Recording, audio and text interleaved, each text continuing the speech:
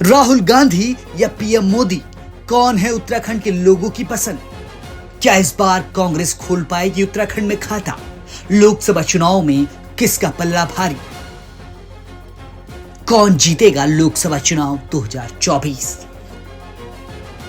लोकसभा चुनाव 2024 की तैयारियां चल रही है। काउंटडाउन शुरू हो चुका है और इस बीच कांग्रेस, बीजेपी और बाकी पार्टियां अपनी कमर कस चुकी है। उत्तराखंड में भी लोकसभा की 5 सीटें हैं और इन 5 सीटों पर दोनों पार्टियां, कांग्रेस और बीजेपी, अपनी कमर कस चुकी हैं। तैयारियां तेज हो गई हैं। यूं तो उत्तराखंड में समाजवादी पार्टी, बहुजन समाज पार्टी भी लोकसभा चुनाव लड़ती हैं, लेकिन इस बार जो नजर रहने वाली है वो बीजेपी और कांग्रेस पर रहने वाली है, क्योंकि पिछले 2 लोकसभा चुनाव 2019 और 2014 में कांग्रेस को उत्तराखंड में एक भी लोकसभा सीट नहीं मिली है। ये जरूर कांग्रेस के लिए चिंता का विषय है, लेकिन 2024 में उत्तराखंड में लोगों की पसंद राहुल गांधी है या मोदी, इस वीडियो में आपको मैं बताऊंगा। इस पूरी रिपोर्ट में जानेंगे कि पिछले जो चुनाव उत्तराखंड में हुए हैं उसमें और अब में क्या फर्क है, और उत्तराखंड के जो वरिष्ठ पत्रकार हैं वो क्या कुछ कहते हैं, और इस बार बीजेपी या कांग्रेस किसकी झोली में उत्तराखंड की ये 5 सीटें जाएंगी। नमस्कार, आप देख रहे हैं उत्तराखंड तक, मैं हूं आपके साथ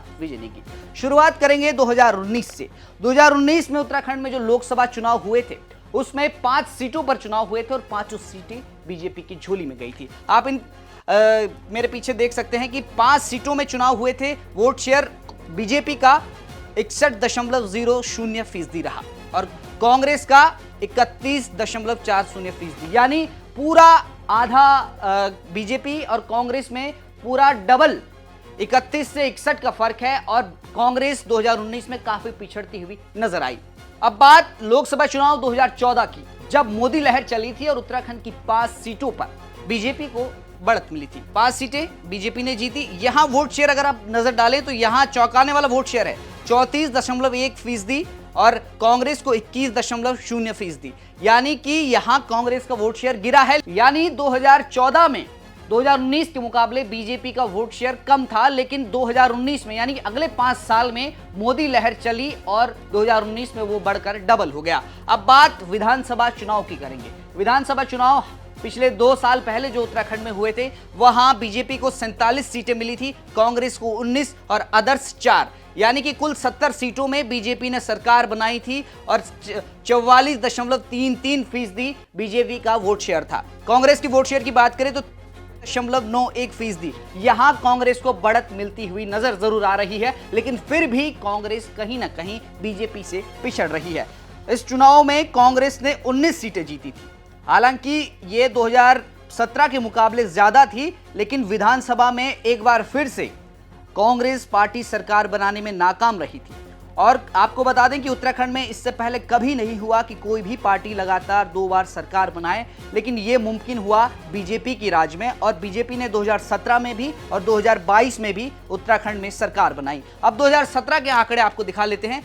70 सीटों में, 70 विधानसभा सीटों में बीजेपी ने 57 सीटें जीती थी। 57 सीटें जीती थी और कांग्रेस मात्र 11 में सिमट कर रह गई थी और अदर्स 2, यानी कि बीजेपी ने 2012 के मुकाबले बहुत अच्छी बढ़त बनाई थी। वोट शेयर भी इनका 46.5% रहा।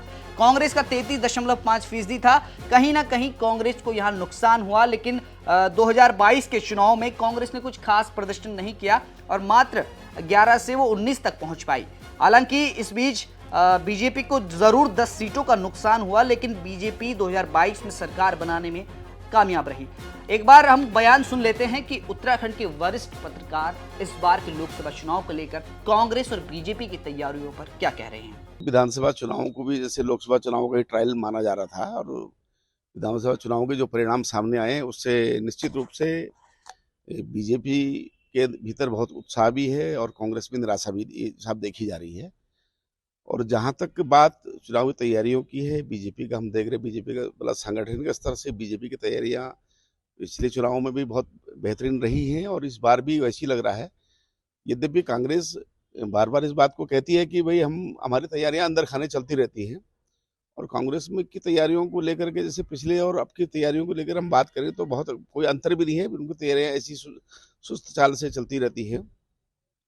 लेकिन इस बार का थोड़ा माहौल, एक तो राम मंदिर का जो भक्तिमय माहौल देश के भीतर है, निश्चित रूप से इसका फायदा बीजेपी को मिलेगा जहां तक हमें लग रहा है। और इसको कांग्रेस भी मान के चल रही है। और इसलिए लेकिन जहाँ तक अभी स्थिति चुनाव में आमने सामने की आएगी, तो जब तक प्रत्याशी घोषित नहीं होते हैं, बहुत कुछ कहना मतलब अभी संभव नहीं होगा।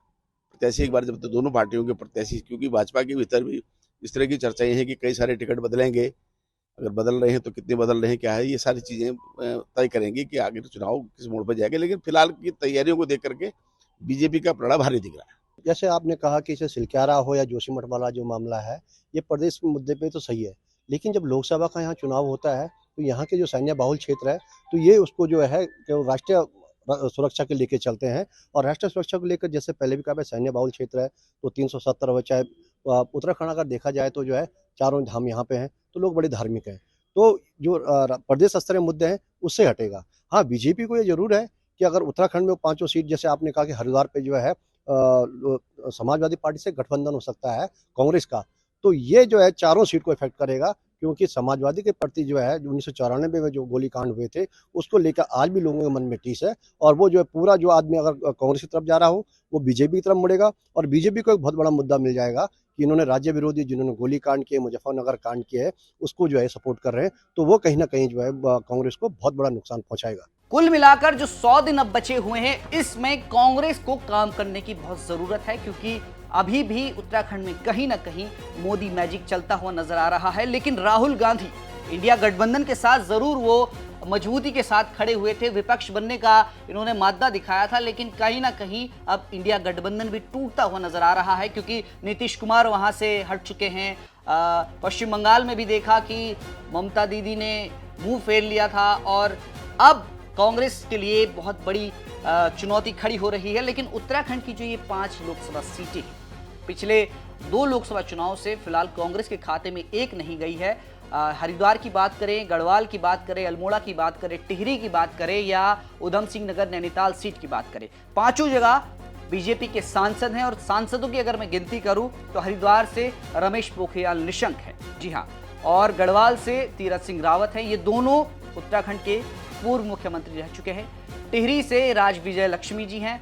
वहीं अगर नैनीताल सीट से बात की जाए तो अजय भट्ट वहां से लोकसभा सांसद हैं, और अल्मोड़ा से अजय टम्टा जी हैं।